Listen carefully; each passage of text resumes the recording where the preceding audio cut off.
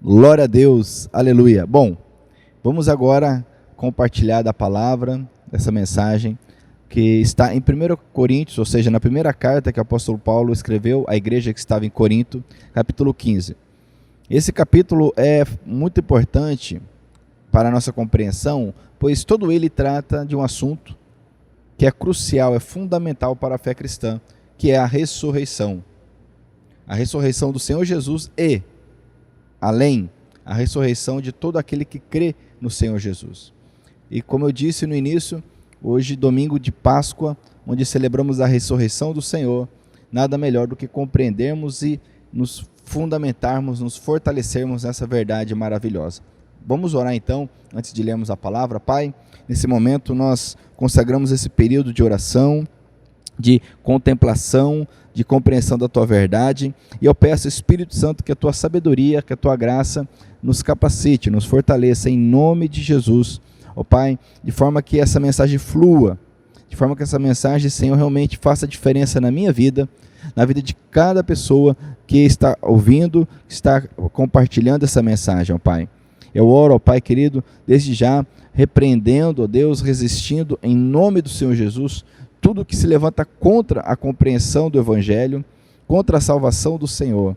Ó Pai, nós declaramos que a Tua palavra é a verdade, a Tua palavra é a vida, a Tua palavra transforma.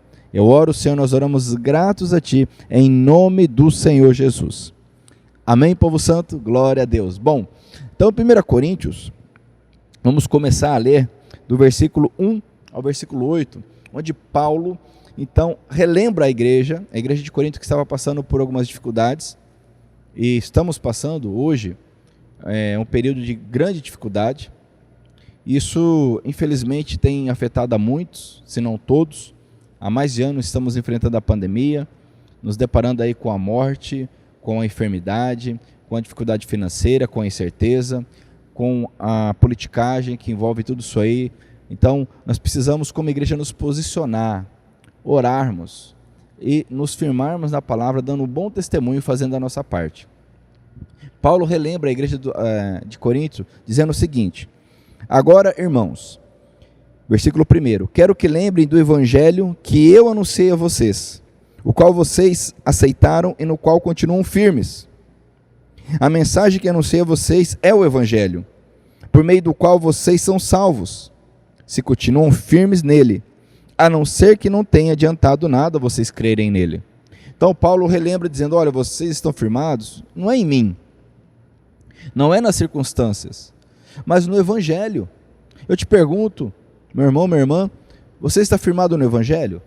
Paulo relembra, porque diante das circunstâncias e problemas que passamos, muitas vezes nós esquecemos de onde nós estamos firmados, sobre o que nós estamos firmados.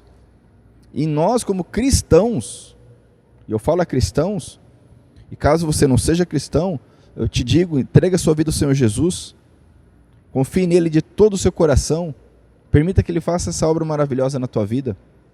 Não estamos falando simplesmente de religião, estamos falando de cristianismo, algo muito maior. E no cristianismo, um dos fundamentos é o evangelho. E Paulo relembra isso à igreja de Corinto e relembra a nós agora. Você passou aí pelo domingo de Páscoa, você se firmou, você passou o dia firmado no evangelho? Porque também é um período de muita distração com chocolate, ovos, coisas que não têm relação nenhuma com a Páscoa verdadeira. Mas Paulo relembra, ele diz, versículo 3,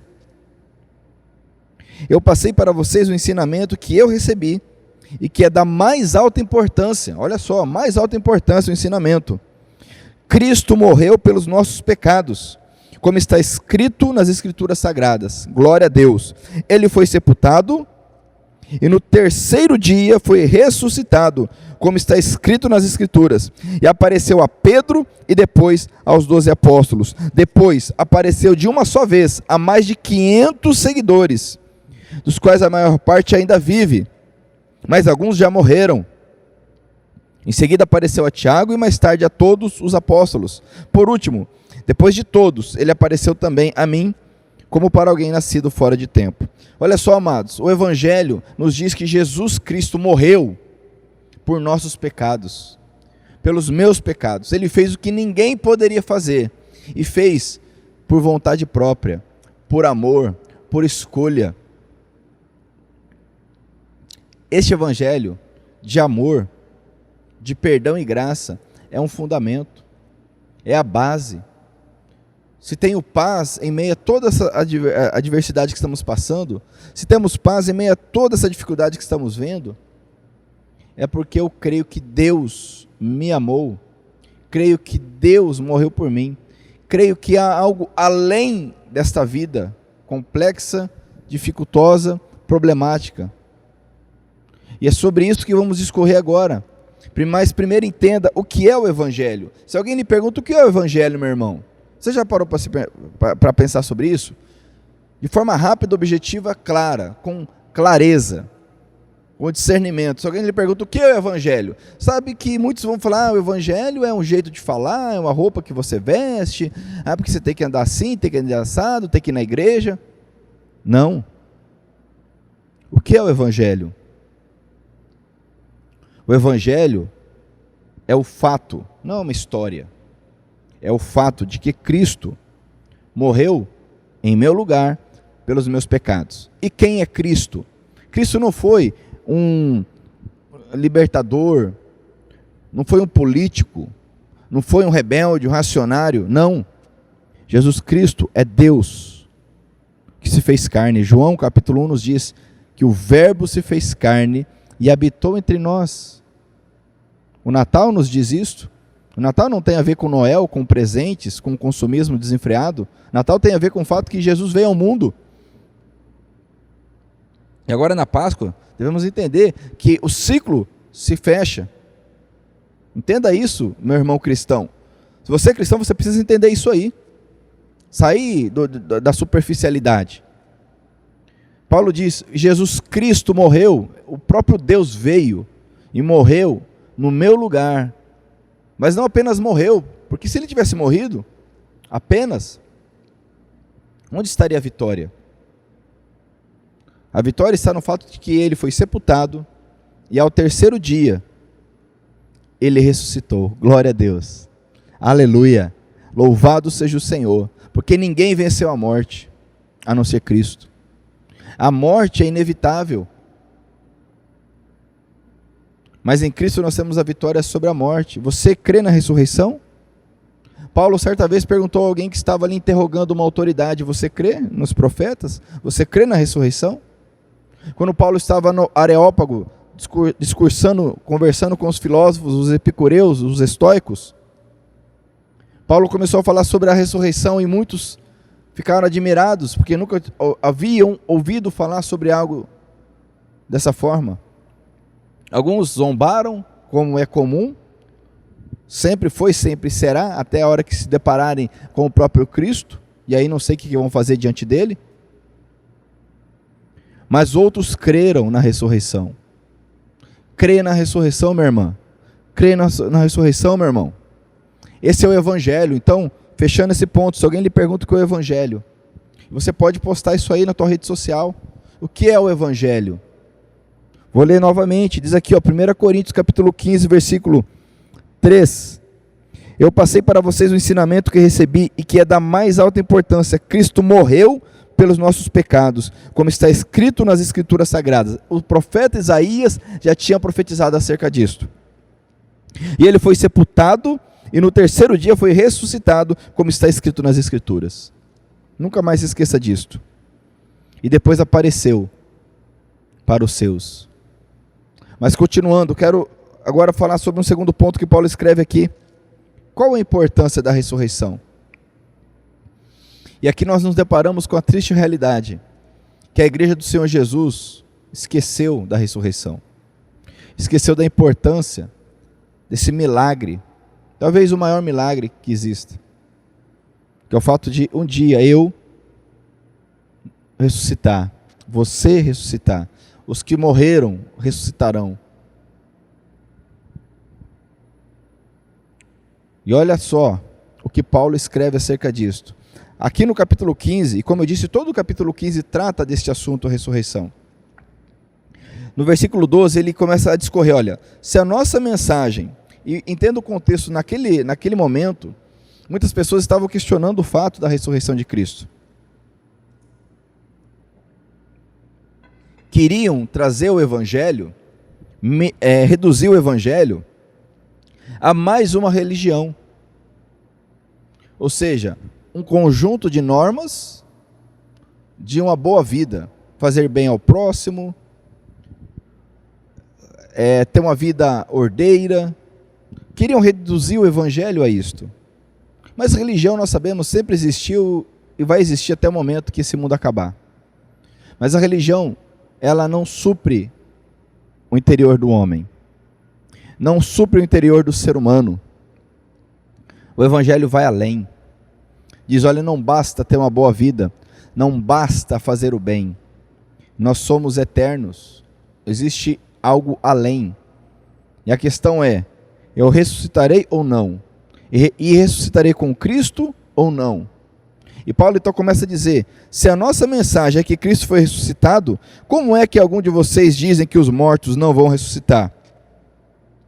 Ora, se não existe a ressurreição de mortos, então quer dizer que Cristo não foi ressuscitado. E se Cristo não foi ressuscitado, olha o raciocínio de Paulo.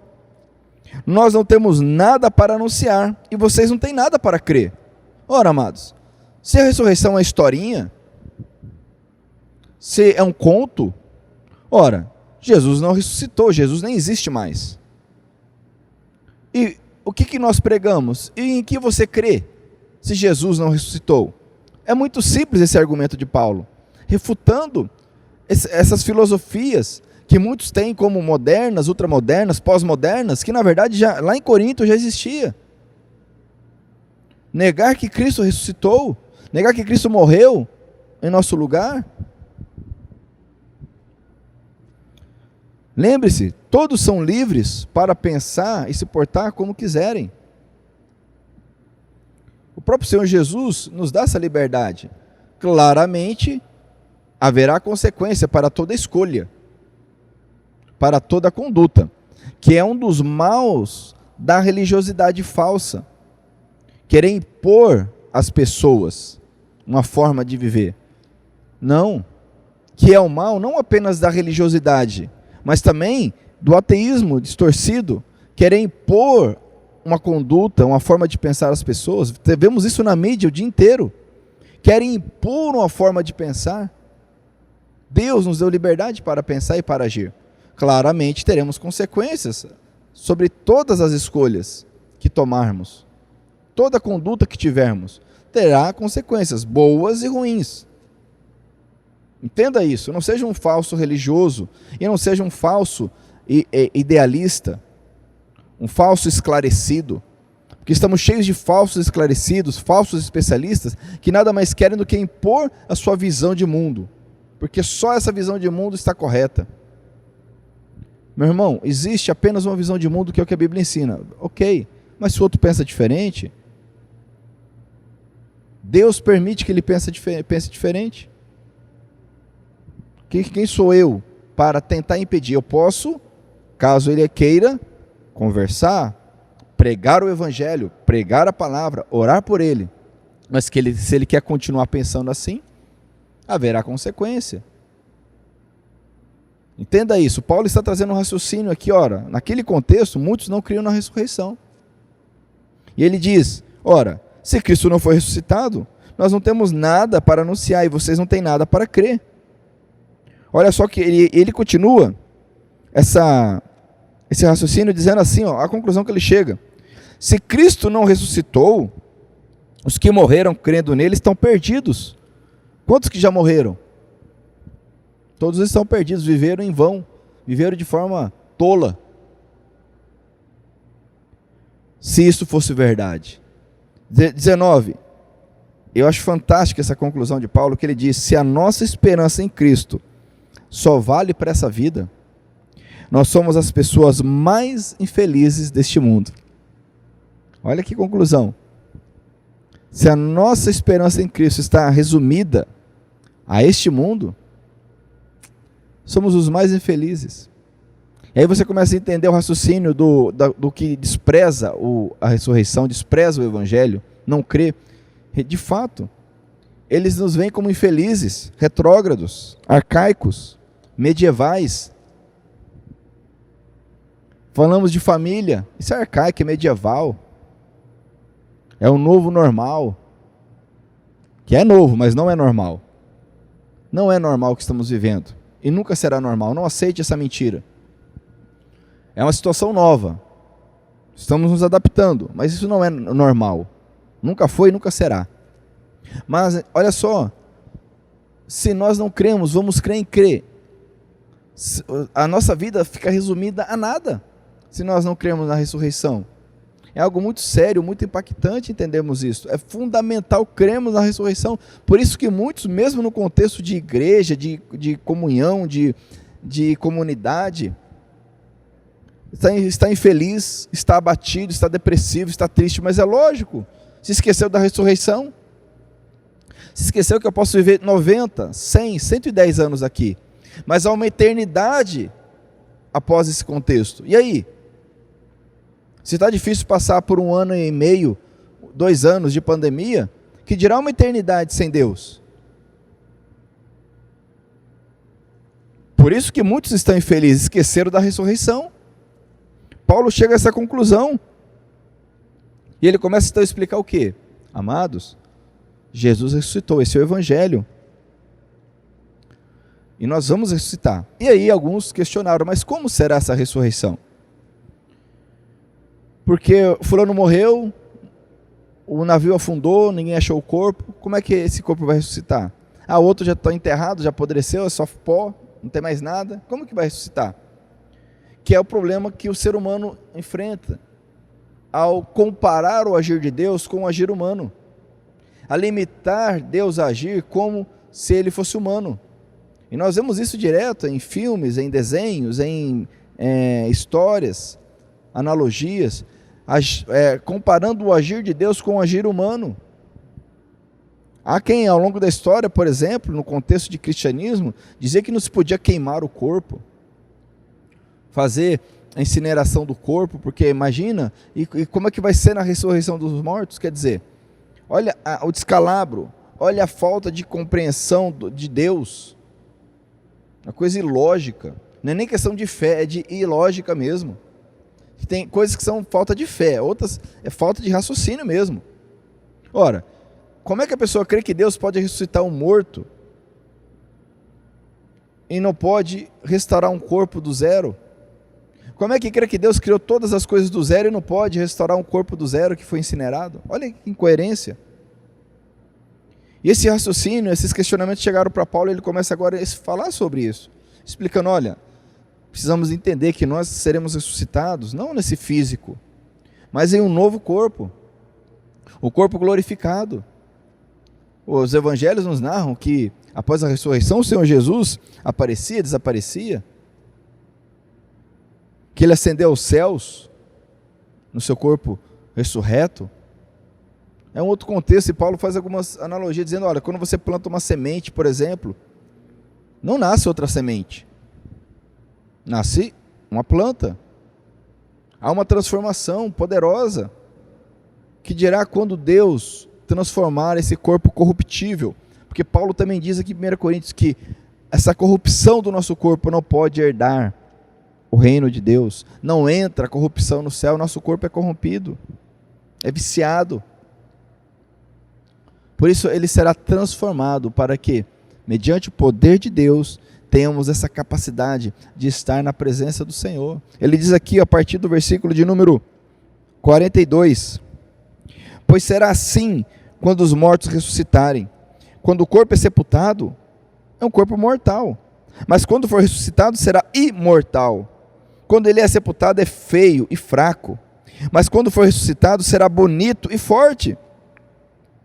Quando é sepultado é um corpo material, mas quando for ressuscitado será um corpo espiritual. É claro que se existe um corpo material, então tem de haver também um corpo espiritual. Porque as Escrituras Sagradas dizem, Adão, o primeiro homem, foi criado como ser vivo. Mas o último Adão, Jesus Cristo, é o Espírito que dá vida. Não é o espiritual que vem primeiro, mas sim o material. Depois é que vem o espiritual. O primeiro homem foi feito do pó da terra. Olha só, O primeiro homem foi feito do pó da terra, o segundo homem veio do céu, Jesus, o nosso Salvador, o que morreu, mas venceu a morte. E ele diz aqui, os que pertencem à terra são como aquele que foi feito do pó da terra. Os que pertencem ao céu são como aquele que veio do céu. Entenda isso. A ressurreição nos transformará, não haverá mais choro, fome. Por que não haverá mais fome? Será que é porque no céu haverá abundância de alimento? Não. É porque a necessidade de alimento já é uma marca da nossa incapacidade, da nossa limitação. Não haverá sede, não haverá enfermidade, porque nós seremos transformados.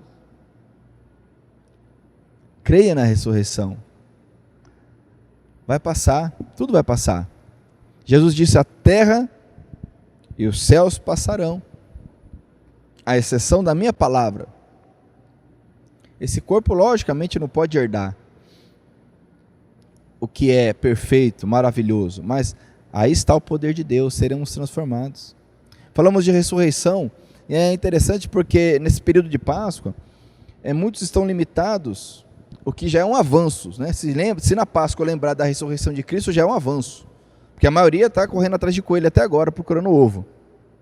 Se lembrar da ressurreição de Cristo já é um avanço, mas se limita a essa ressurreição, se esquece que com ela e através dela, há uma sequência, há uma consequência maravilhosa, fantástica, poderosa.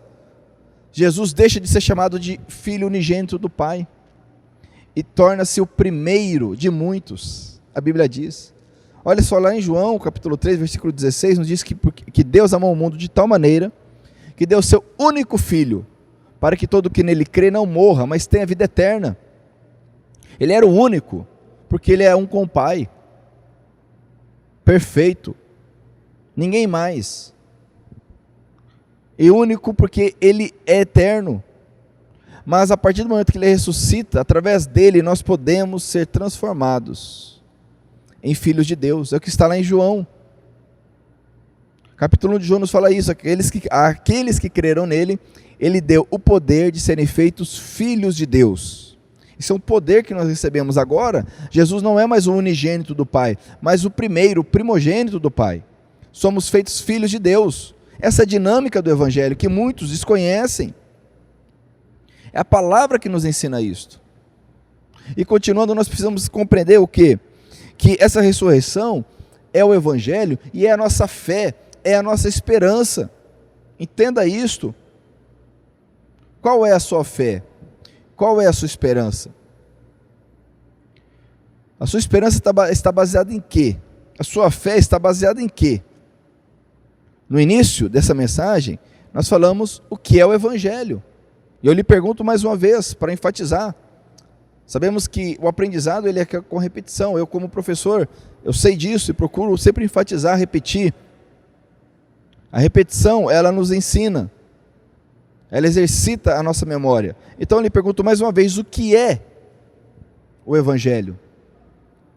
O Evangelho é o fato de que Jesus Cristo morreu por nossos pecados. E ele foi sepultado. Ao terceiro dia ele ressuscitou, apareceu aos seus, ascendeu aos céus e voltará.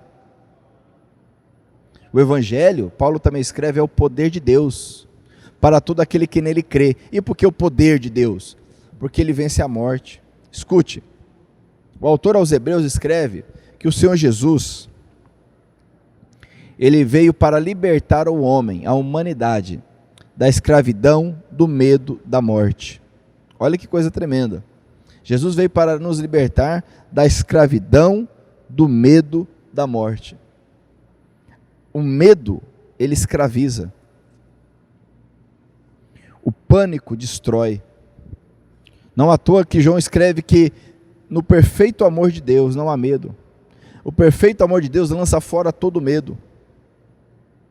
Não há que se falar em medo quando estamos debaixo dos braços do Pai. Você se lembra do Salmo? O Senhor é meu pastor, nada me faltará. Lembre-se disso, o Senhor é o teu pastor, Entregue a sua vida, faça dele o seu pastor, para que você possa declarar com fé e realidade: o Senhor é meu pastor, nada me faltará. Amém? E Paulo então continua aqui no versículo 51. Escutem bem este segredo: nem todos vamos morrer, mas todos nós vamos ser transformados num instante, num abrir e fechar de olhos. Quando tocar a última trombeta, ela tocará, olha só, os mortos serão ressuscitados como seres imortais, e todos nós seremos transformados. Não aquela coisa Walking Dead que a gente vê por aí, os zumbis saindo dos túmulos, aquela coisa horrível. Não, amados, serão ressuscitados, o corpo será transformado em glória, será algo tremendo, poderoso, fantástico. Serão ressuscitados como imortais, não mortos-vivos, imortais. Diz aqui, 53, nós seremos transformados, pois esse corpo mortal precisa se vestir com o que é imortal. Esse corpo que vai morrer precisa se vestir com o que não pode morrer. Assim, quando esse corpo mortal se vestir com o que é imortal, quando esse corpo que morre se vestir com o que não pode morrer, então acontecerá o que as Escrituras Sagradas dizem: a morte está destruída, a vitória é completa, porque o último inimigo a ser destruído é a morte. Diz aqui: onde está a morte, a sua vitória? Onde está a morte, o seu poder de ferir? O que dá poder à morte, ele diz no versículo 56, o que dá poder à morte é o pecado. O salário do pecado é a morte. E o que dá poder à morte é o pecado. O que dá à morte o poder de ferir é o pecado. E o que dá ao pecado o poder de ferir é a lei. E ele termina aqui no versículo 57, mas graças a Deus, se você pode, diga isso onde você está, graças a Deus. Ele escreve, mas graças a Deus que nos dá vitória, por intermédio do nosso Senhor Jesus o Cristo. Aleluia, glória a Deus. Mas agradeçamos a Deus, o nosso Senhor, por Jesus Cristo, nosso Salvador, que nos dá a vitória. Você pode postar isso também na tua rede social. Graças a Deus que nos dá a vitória, por intermédio do nosso Senhor Jesus o Cristo. 1 Coríntios capítulo 15, versículo 57. Aleluia, glória a Deus.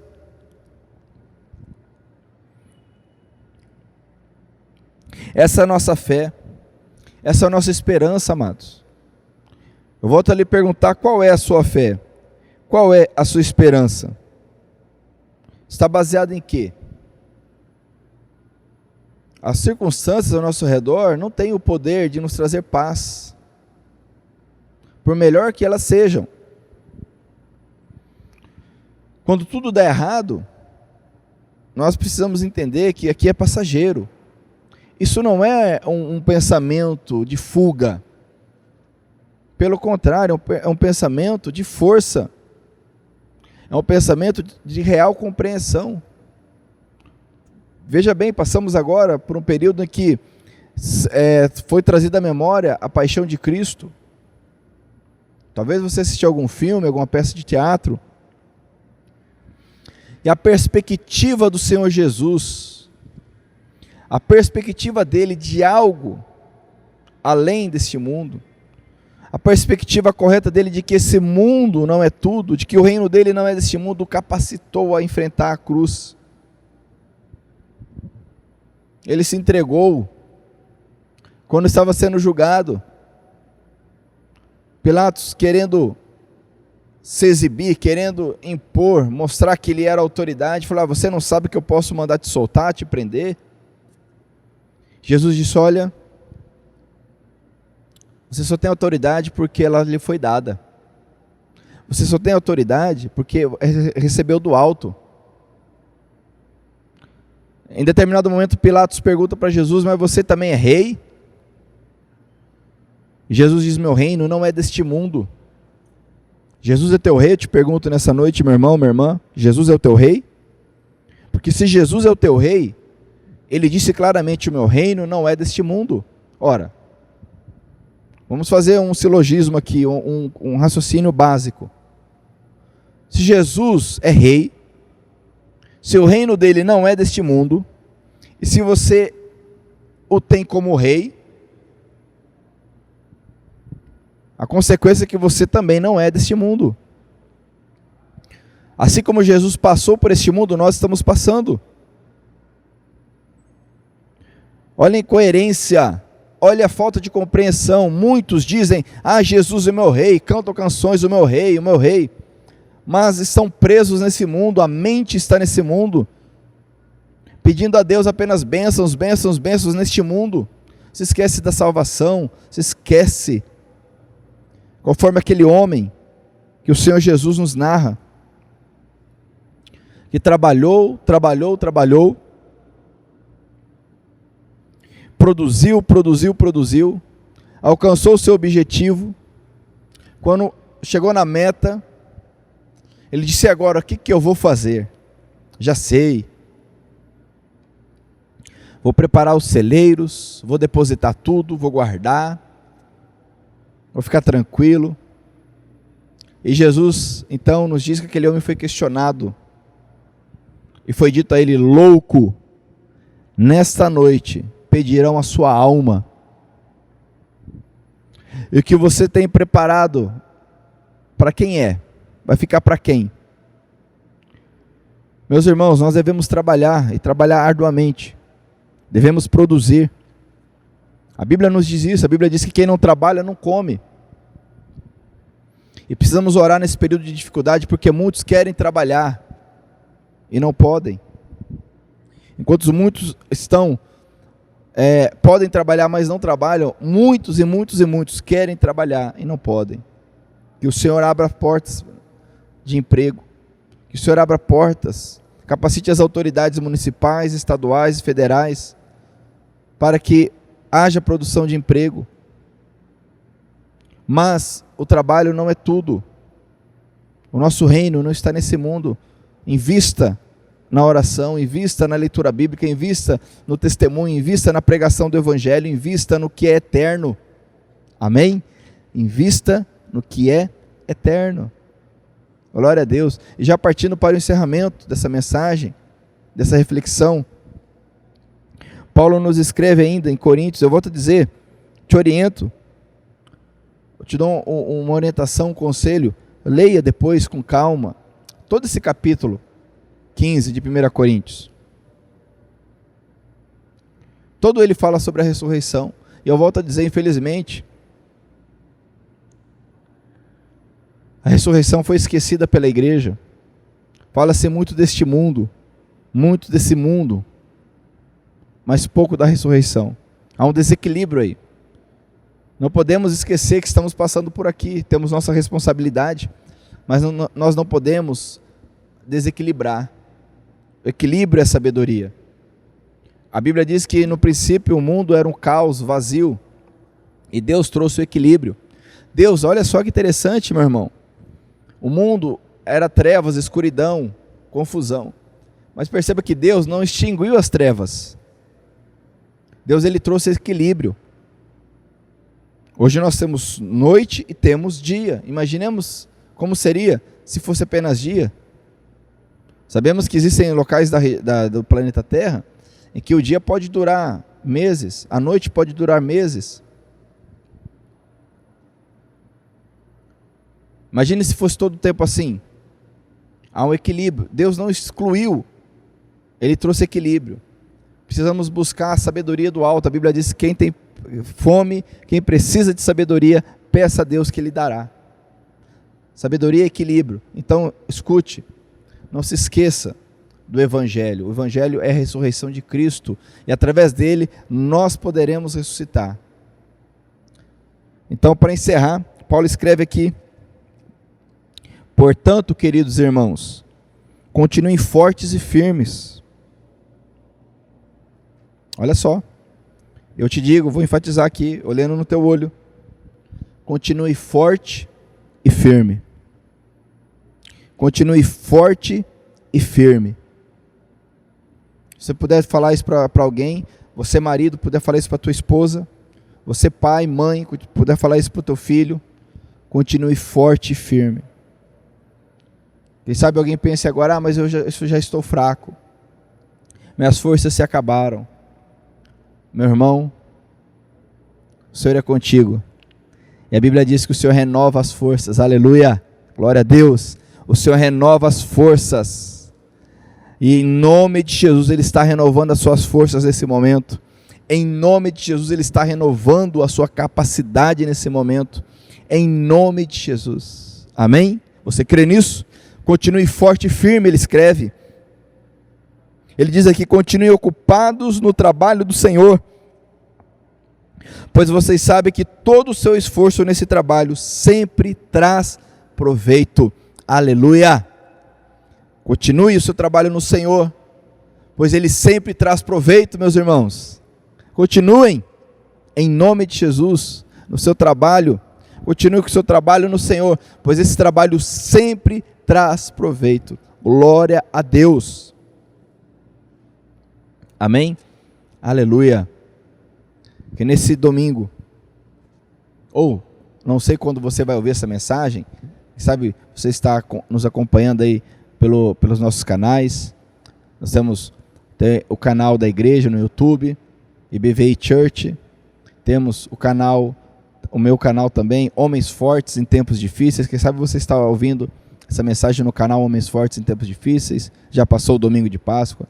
Mas que ao ouvir essa mensagem, meu irmão, minha irmã, você, em nome de Jesus, seja renovado, fortalecido, esclarecido, que a tua fé seja renovada e esclarecida na ressurreição de Cristo Jesus, e ressuscitaremos com Ele, em nome de Jesus, amém?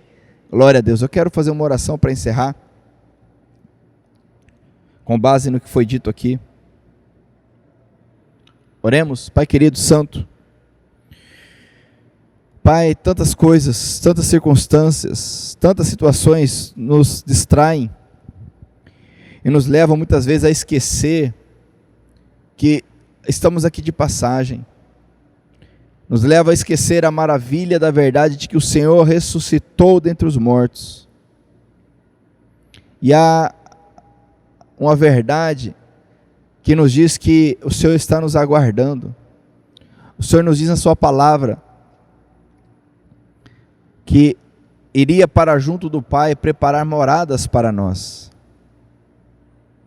Por mais difícil que seja, Senhor, para entendermos isso, para nos desprendermos deste mundo, eu te peço, Espírito Santo, ajude-nos. Faça cada um de nós forte através dessa verdade, através desse desprendimento que gera medo. Pai, essa prisão deste mundo que gera medo, gera angústia, ansiedade. Pai, muitos estão ansiosos porque estão presos apenas na perspectiva deste mundo. Estão ansiosos porque estão presos apenas na perspectiva dessa realidade. Senhor, nos ajude. Que o Teu Espírito Santo agora alcance cada um que está ouvindo essa mensagem, está ouvindo esse podcast. Cada um, Senhor, que está crendo nesse evangelho, ó Pai, que o Teu poder, a Tua glória, a Tua graça, Senhor, renove, capacite em nome de Jesus, gerando esperança, gerando fé, gerando ousadia, capacitação, em nome de Jesus, Pai, eu oro, repreendendo a morte, clamando o sangue do Cordeiro. Senhor, nós clamamos o sangue do Cordeiro sobre cada família, livrando da morte, da enfermidade, da peste, em nome de Jesus, Senhor. Eu oro, Pai, nós oramos gratos, porque sabemos que o Senhor ouve, que o Senhor atende, porque o Senhor é bom, porque a sua misericórdia dura para sempre. Aleluia. Obrigado, Jesus. Obrigado, Senhor. Amém? Glória a Deus. Aleluia. Então, meu irmão, Deus te abençoe, minha irmã, Deus te abençoe. Tenha aí uma semana poderosa, guardada pelo Senhor. E volto a dizer, compartilhe essa mensagem. Se você foi ministrado, compartilhe através do Facebook, do Instagram, do YouTube. Não guarde para si. Passe adiante. Amém? Deus abençoe, em nome de Jesus.